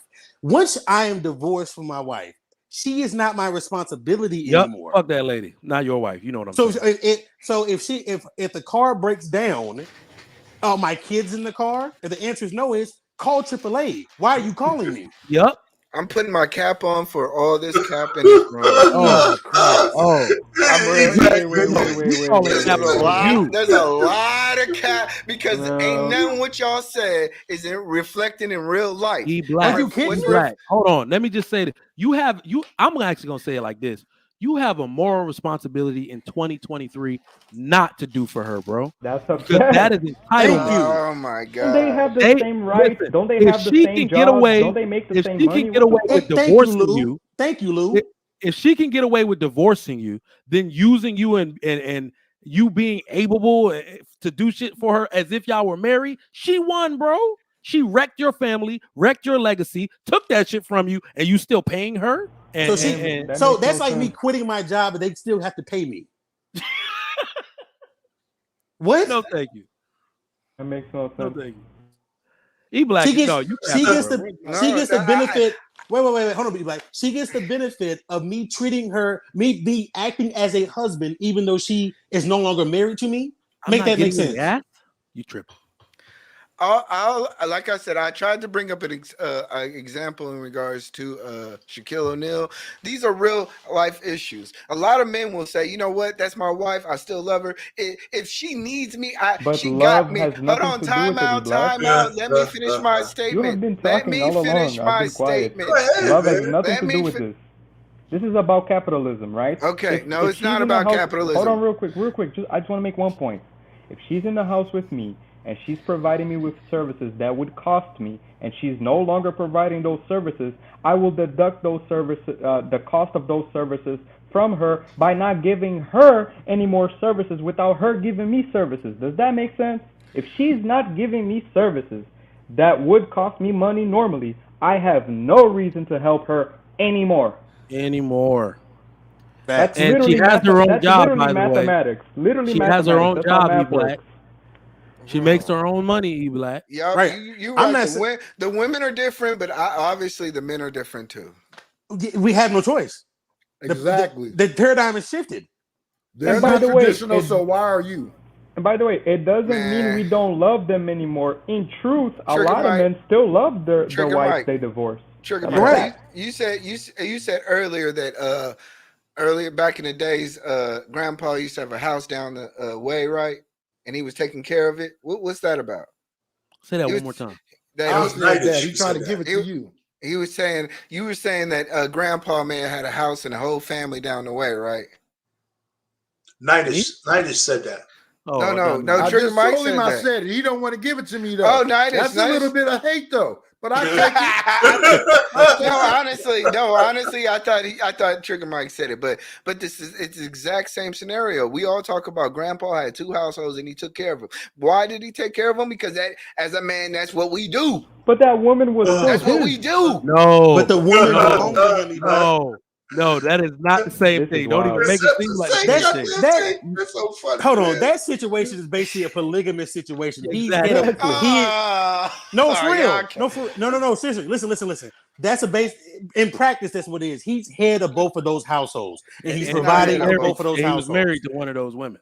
He was married to one woman, and he fell into another person, and he ensured that his indebtedness to the other household was fulfilled. If that woman in that second household married into the man, he would stop providing for it. Exactly. Right. And another thing, that same man, Junior didn't look like him. What? You wild, Nightish. You wild, man. Let me, because I'm about to get out. Let me answer. I don't want to debate. I don't want to take up the poll panel. Go ahead, y'all. Because I'm about to drop off. Should luxury and lifestyle be considered in a divorce? For luxury, the answer is absolutely not. Luxury is just that. It's a luxury. It's not a necessity. It's an extra. Lifestyle should be only considered if there are children involved. And even in that situation, it still needs to be an equitable situation. So if the children are accustomed to a certain lifestyle and the woman is set up in a certain life, my perfect situation would be, okay, both parties have to take a hit. You're breaking up the household, so everybody's taking a hit, including the children. So both households should be similar in lifestyle. Where the man lives, his situation should be very similar to where the woman in her situation is, and they should split custody. That is how it should be. Now, is that what it is? No, because we know it's bullshit, but whatever. You have a good night. Yep. All right, good, Will. It's good talking to you, man. You too. Peace out, Dub Will. Yep. All right, Lou, did you get in on this? The simple answer is no, of course, for many reasons. I mean, yeah, I'm not even going to get into it. The simple answer is no. Once you divorce me, the only person you will be talking to is my attorney for that divorce process. And then after that, my number has changed. The state I live in has changed. The street I live at has changed. You don't know me. I don't know you. That's it. Done. That's what I'm talking about. And if my kids want to talk to me, they can call me from their cell phone, and I better not hear your fucking voice. That's what I'm doing. Like, I don't want to see you. I don't want to talk to you. I don't want to know you exist. I don't wish death upon you, but everything else, you got it. On everything I love. Let me say this. So would a woman marry that? Let's be real. That doesn't sound like. Hold on, E Black. Let me make a statement. If every man did, or not even every, if a quarter of men did what Lou just said, yes, women would regret divorce and want the man back. Trigger Mike. I would trigger Mike. They wouldn't want to get married. I was at my dad's house. I was at my dad's house the other day. My stepmother started talking. Brazilian households, everyone talks with their hand. We're half Italian. They started yelling and all this. My dad opened the door and said, "You can get out right now." Yep. That's how we do things. My stepmother was talking. He opened the door and said, "If you want to get out, you can get out right now." Yo, bro, we don't play around with all this bullshit. It doesn't work. I've seen the same shit, man. Or you could do what E Black do, and they'll marry a whole bunch of dudes like him because they can still have him after they divorce him. Coming at your neck. All right, let me get this super chat read. My man, Advanced Perception, $5. But what about the kids? File for custody. Give her that clean slate she wanted so badly. Not my fault. Look, I seen some of the bills coming up. Hopefully, some of them go through. It's not like naturally what they're doing is shooting for the moon, hoping to land in the middle. If the one that I'm really for, and I think this makes the most sense, naturally they're tired of children becoming criminals, right? So, everything's supposed to be fair, 50-50. If that child is 9 years old or above, they go with the father automatically. They go with the dad. If that child is below 9 years old, she gets them until they turn 9. I think that still sounds kind of old. What do you mean? It is old, but it's fair. If the child turns an adult at 18, then 9 years and 9 years. So I got you. Yeah, so that's really that's the one that I think would actually get passed. Mike. They're never going to do that. It's a money play. They're never going to do that because then, if you have custody, you don't have to pay child support. It's all a money game with these people. Yeah, but think about no. It's not only a money play. It's literally what women have asked for.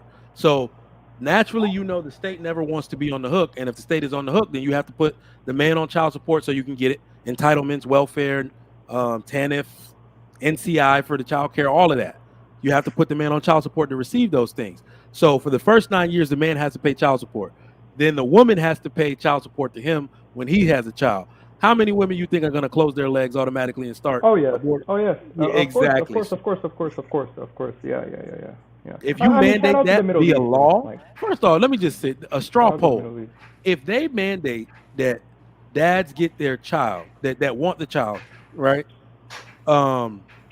If dads get the child and a woman has to pay child support, what percentage? They say I think 64% of men on child support, or 68, pay on time and pay the full amount, like they're not behind. What percentage of women do you think would pay on time and in the full amount? None of them. None of them. Women are terrible at keeping up with bills. So terrible. They say we're so terrible.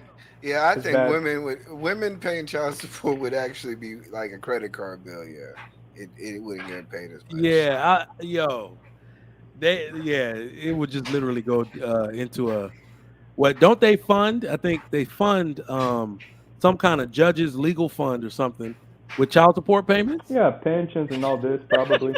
Yeah, guaranteed. That would go into the red. That would go into the red. Yeah, but but all joking aside, that's an issue. The fact that the state gets a piece of child support is a big issue. What I think the reason why the state does is because you got to think. Okay, if marriage is like much like a business, two entities being dissolved and being forcibly split out through mediation of this government, the government then becomes the middleman between the two entities, and they have to for administrating the rules amongst bullshit. that. Come on, man, they administrate. They're taking a piece. Church and state. They're taking a piece, and this has nothing to do with church. The objectivity is gone. These are two. Listen. These are two entities that are being split up forcibly by the government, right? The government then has to administrate.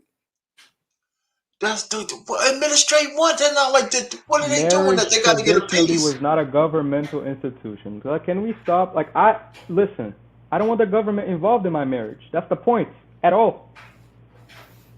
I don't really want them involved. I don't. Listen, here's a difference, E-Black. If I owe you money, let me just say this: if I'm mandated to pay you child support, the government has nothing to do with it. They gave me a mandate, and I send you a check. That's it. Okay, so so for the fact that they take a piece out of it is just pure money grab. Wait a second. Does the government, when you go on parole and on probation, do they charge a fee? Listen, I don't know about that. They probably do, and that's wrong too. Why? Because they keep on fleecing you.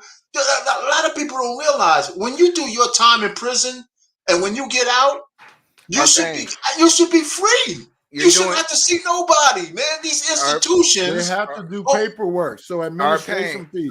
It's our pain. You're using your emotions now. No, I'm not. I mean, you're not losing logic. There's still it's an improper system. If I do 10 years in jail, I shouldn't have to go on probation. I shouldn't have any of that. I should be free. I did my time. If you do 10 years, you're doing parole. If you're doing parole, you shouldn't have to do none of that shit. But if you're doing parole, you are in a contract. I agree with you, and it's wrong there. And it's just wrong. Like it's wrong for them trying to mediate you paying your wife child support. By the way, for most crimes, if you go to prison for most crimes, in my opinion, most crimes, of course, there's the egregious ones. When you get out, they should clean your fucking record. I paid the time. Why? Listen, if you miss one payment, no, he said most crimes. Most crimes. If you miss one payment on that, if you miss one payment on that credit card, why does it have to go on my credit history for 7 years? Why? I don't understand it. See, all of these things that control men nowadays, the government will be shooting themselves in the foot because out of a sudden you're going to see a lot of men going extreme here very fucking soon. And they don't want that. Y'all gonna get married. Y'all gonna get married with the first woman y'all get. No, a lot of y'all so-called y'all hardcore line holders. Trust me, the first female y'all get. Oh, she was the one. She was submissive. You're talking to a kid who wants 4 daughters. Man, I'm gonna be honest. I'm just, I'm huge on marriage. I think dudes probably be better off, but women actually need it to survive. And of course, when they realize that they're gonna make demands of society and try to get the government, and the government was never designed to take care of half of single women. Never.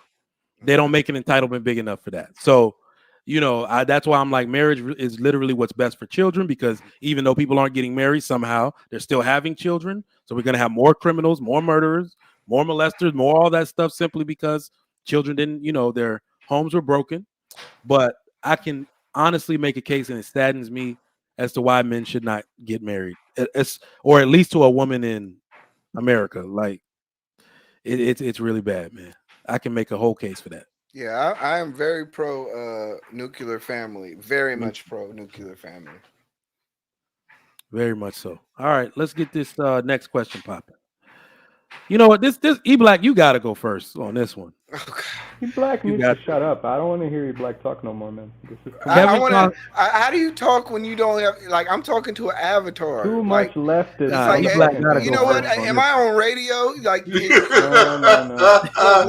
I feel this is more of a comparable situation. No, you know, E-Black, you know I don't like to be on camera for a reason. You know that. So yes, because you guys are incels. I know. No, it's not because I'm an incel. You hate to look at yourselves, and you feel bad that the world hates to look at you too. I get it. Oh my god!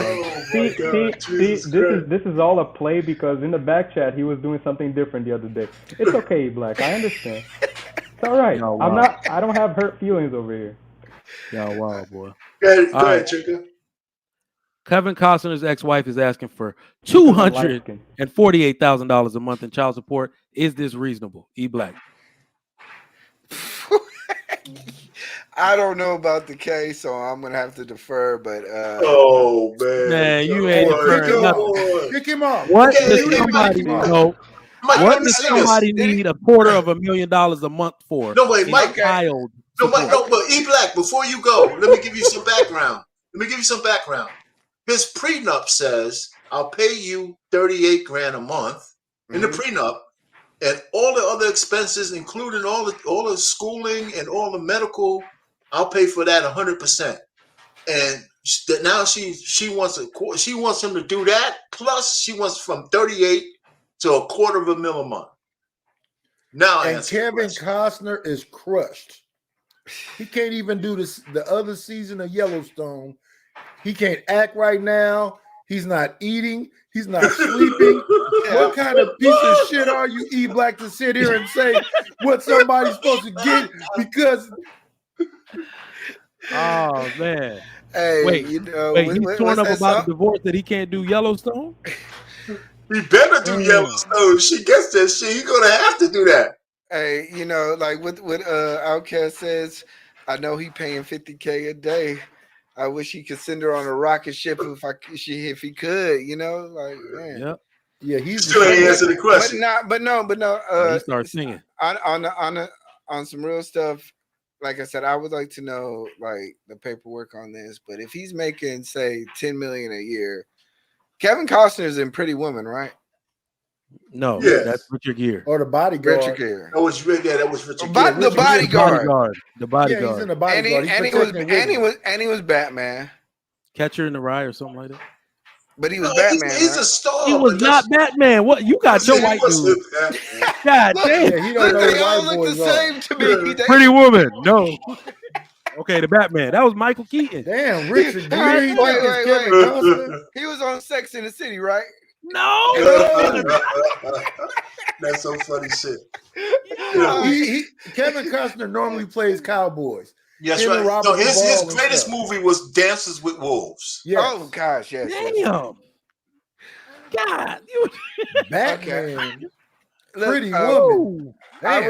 I would like to answer this question, but my daughter asked me to feed her, so I'm gonna have to. Good, you were sinking the ship anyway.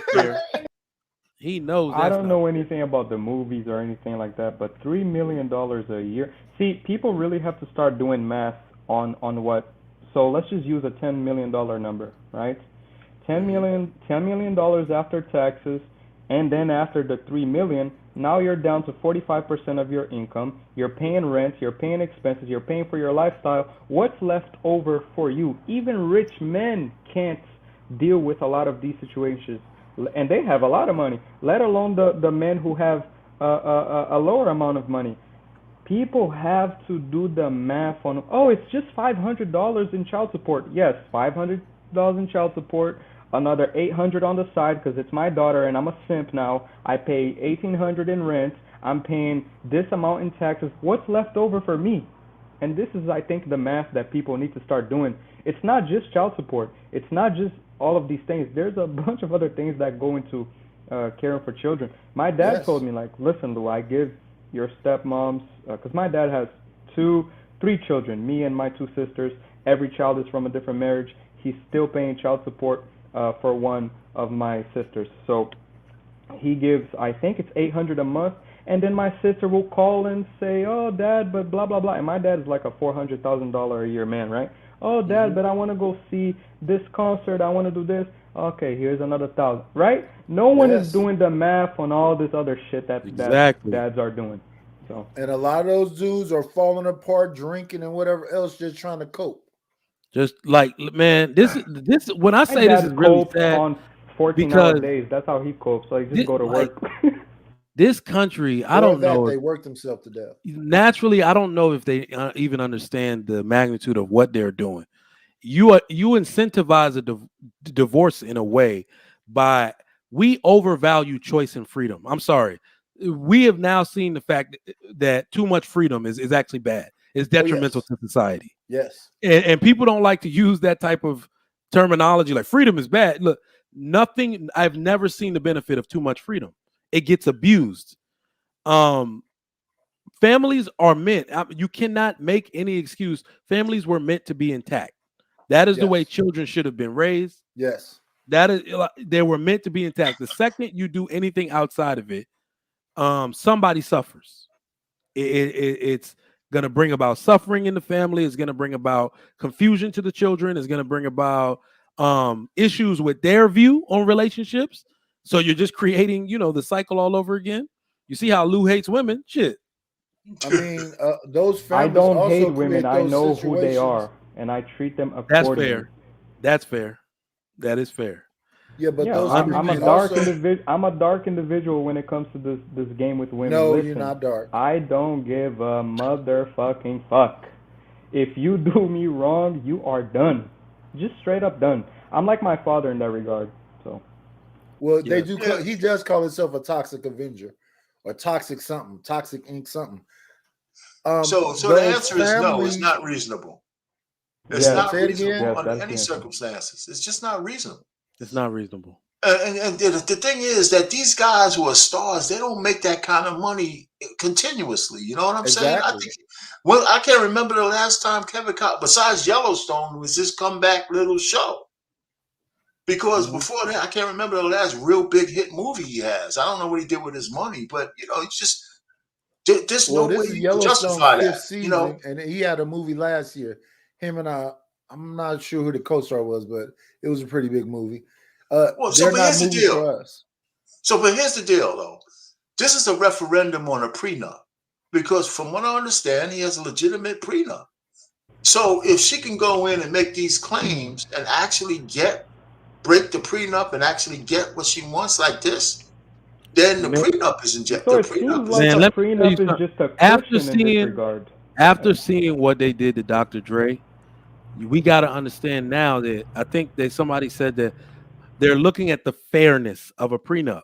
And this is complete speculation. But what I'm noticing is that if you're married for a significant amount of time and that woman has enough children, and I think strategically they don't work, especially when you're a big star, there's no amount of work she can do to even amount to close to what you're making. So remember, the prenup, they will only honor it if it's fair. So if she's married to you for a considerable amount of time, inflation is going to set in. So maybe if she was married to you for 10 years and $5 million would have been more than reasonable, that might not be reasonable to a judge anymore, because if it's not commensurate to what another woman was getting, right? So that's what I'm saying. Slowly but surely, they are making prenups. They're like literally just going around them left and right. Well, how the hell did Dr. Dre go from $5 million to $100 million paid out? Well, here's the deal. From what I understand, his prenup wasn't properly written, but I do get what you're saying. Just like you have to update your will maybe every 5 or 10 years as your life changes, right? Your will changes from when your kids are little. It might change a little bit more when they're teenagers. It might change a little more when they're grown. So your prenup has to be reevaluated along the way. Yes. Right? Maybe every 5 years. Something like that. True Table says she can't divorce you if you never marry her. This is true. But seeing how some states got funny legal stuff, they'll try to get you with that common law. Only eight states still recognize common law marriage. California still recognizes it. God It dang. sounds like men need to reevaluate their prenup if they have one every year, like when they go to the eye doctors. Hey, these are the accounts. This is what's going on in my financial world right now. Let's reevaluate this thing, because if she divorces me tomorrow or every 6 months, something, because this is not right. This is this is not right. Well, I'm listening to dudes talking about getting prenups that weight clauses can be in there. She get too heavy, all kind of weird stuff. So if you can get it. Yeah, I'm not with that. I'm just worried about the money. Those are the prenups that get kicked out. Those prenups get kicked out big time. Yeah. That's why she has to have her own lawyer. You have to have your lawyer, and it has to be consistent with the state that you're in.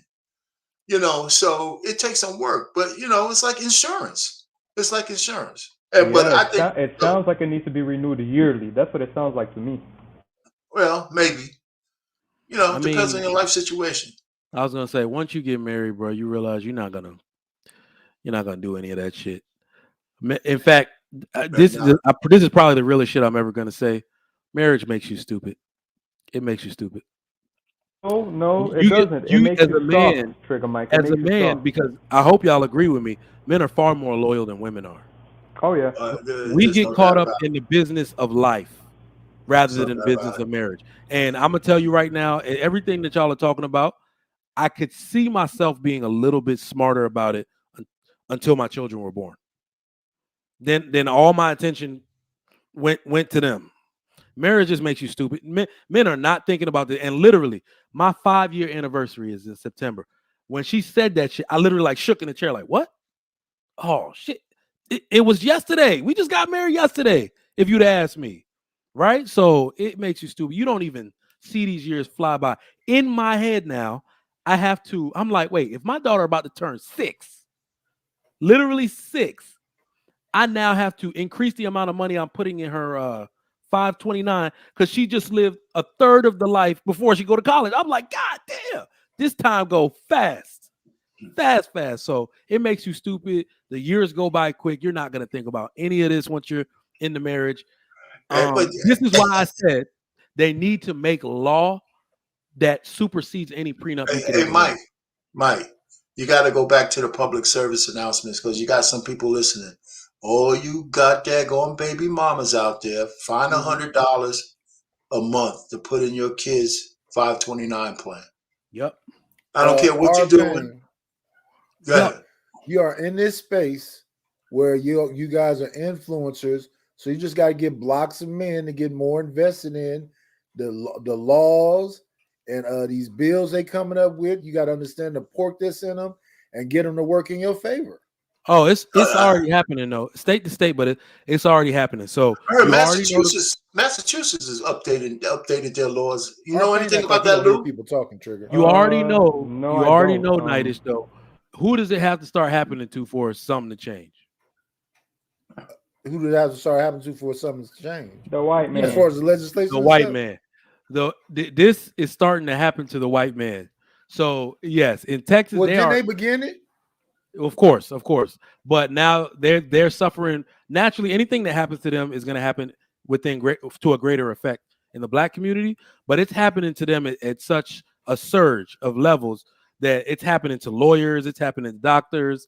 So there are coalitions out here that are, but they're doing it strategically, which is what I like to see. That's because that'll actually get the law changed. Because now what they're doing is unraveling where that money goes from child support and all of that to make it look like a corrupt system, right? So they had some bills already drafted to go through, the delegates in the House in Texas and all of that. So we'll see change incrementally.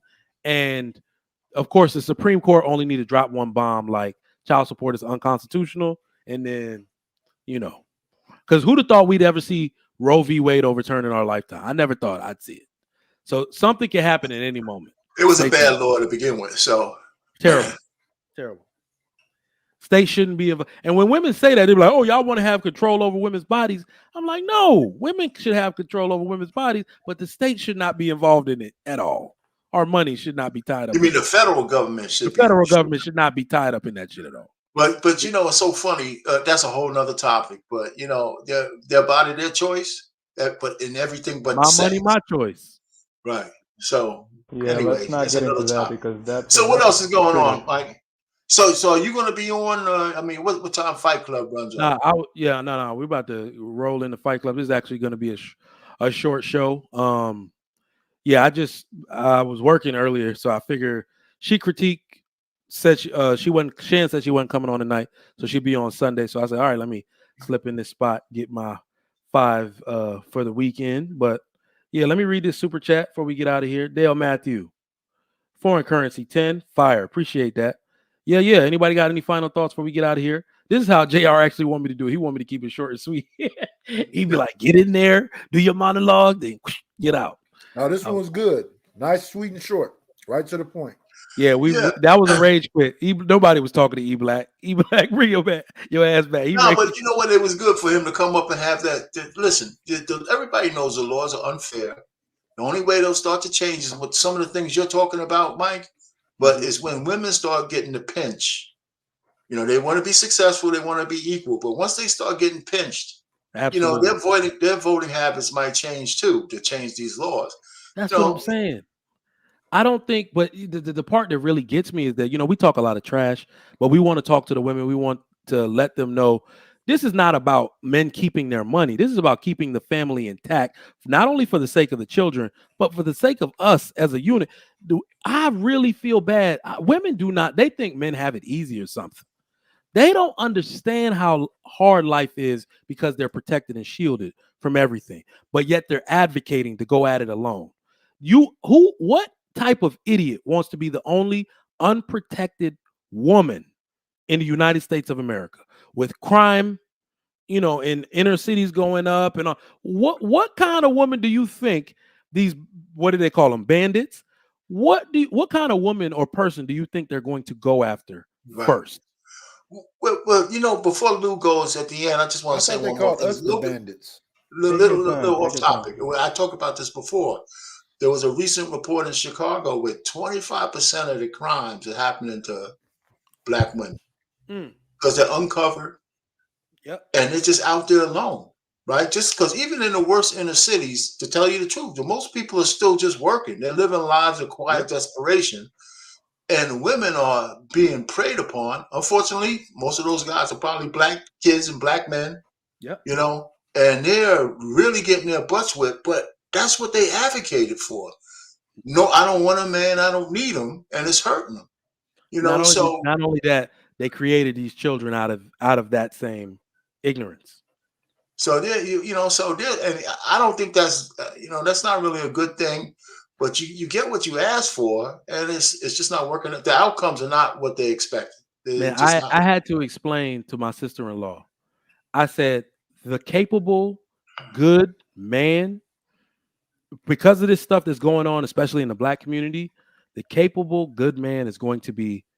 It's the worst person to be, because when the going actually gets rough, everybody's gonna come lean on him. Right. So just an example. Let's say a bunch of my wife's sisters aren't married and they're uncovered and people start losing jobs. AI start taking their jobs. They have no way to pay for anything. And so now, we got her mother living with her. Her sister like, oh, well, I got 2 kids. Now you want to come. Everybody's going to go lean on a man somewhere. And that capable Black man is going to be overworked, stretched out to the point where he's literally going to have to take himself and his family elsewhere just to survive, because there's no possible way for us to do it. The world is supposed to work with one man caring for his family in a community that builds a shelter around their families and insulate and provide. Like, I've seen it to where I don't know if y'all remember this. Well, of course y'all remember. Y'all a little older. My mom and dad, my dad would be driving the cab. My mom wouldn't get home, and I was the eldest. So we'd be outside playing, and street lights come on. That's the big thing. The lady, whatever her name, Maria, would come outside, like, your mom not home yet? Well, come in and eat with us. Like, you see, like, we don't got that no more. We don't got that. Your communities are gone. They're gone. These children are going to suffer. The women are going to suffer. It's going to be every man or woman for themselves, and they won't be able to survive. Like, that's the terror. They act like I'm saying something that won't happen. It is a absolute certainty that it's going to happen. No, it's already happening. Mm-hmm. All right. All right, yo. Peace out. Get out of here. This was a good episode. All right, gentlemen. Hey, Night, did you go to Fight Club? Yeah, I can be there eventually. I might pop in if I can't go to sleep. All right, man. Later on, gentlemen. I'm putting together this bookshelf for my kids. Shit. Oh, God. All right, y'all. I'm out. This is a great episode, man. Thank y'all for coming through to this night edition of the Trigger Mike Show. It's not actually going to happen all the time. It was just because Chic Critique is on Sunday. She moved it to Sunday this week. She'll be back on Friday another week, but she was here on Sunday for Sunday this week. I think she said 6 p.m. Central or maybe 6 p.m. Eastern. She'll be on after Lapeefing Sundays. So look for Chic Critique.